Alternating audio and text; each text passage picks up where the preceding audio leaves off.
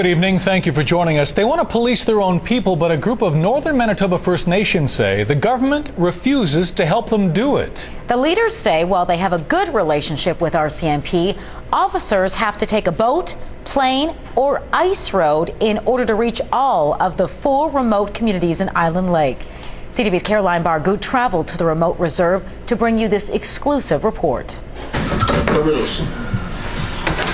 2x4s are used to reinforce this makeshift jail on the Garden Hill First Nation. It's one of 4 holding cells Gary Wass helped build himself. There's one of our prisoners here. This prisoner, one of about 2,400 locked up here each year. She was in for drinking, causing disturbance at home.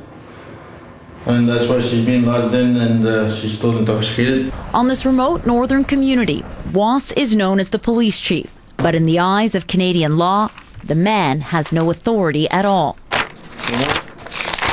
No authority means no budget for policing, no computer database or radio dispatch. The band constables here are unarmed. Many are untrained and unequipped to effectively protect and serve their people. Still, the Island Lake community say that's exactly what they've been doing. As you can see the road, what the road looks like. Herman Harper is the head band constable in St. Teresa Point. Look at this. He says deteriorating roads on the reserve have caused his police cruisers to look like this. To police their people, the leaders of the 4 Island Lake First Nations say they've each been forced to fork out more than $300,000 a year.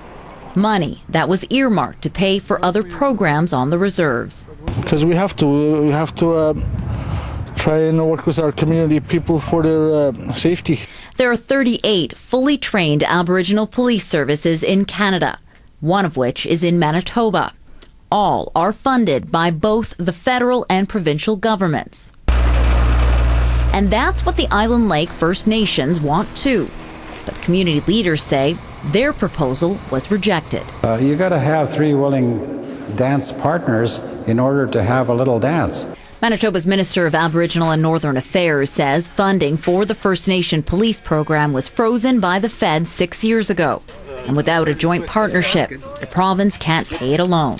I guess what people don't really see is that they are providing a service to the community. Without government funding, band constables in these remote communities say they'll be forced to make do with what little they've got to protect and serve their land. Caroline Bargout, CTV News, Island Lake.